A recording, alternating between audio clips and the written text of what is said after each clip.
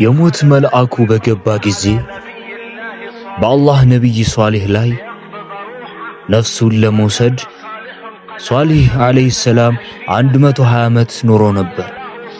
እሱም እንዲህ አለው፣ አንተ የሞት መልአክ ሆይ እኔ የኖርኩት 120 ዓመት ብቻ ነው።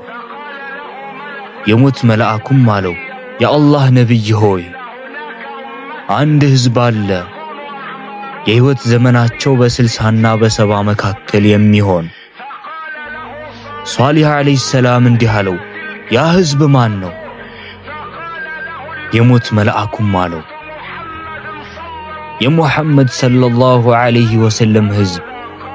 ታዲያ ሷሊህ ዓለይሂ ሰላም ምን አሉ? ከሞት መልአኩ እነዚህን ቃላት ሲሰሙ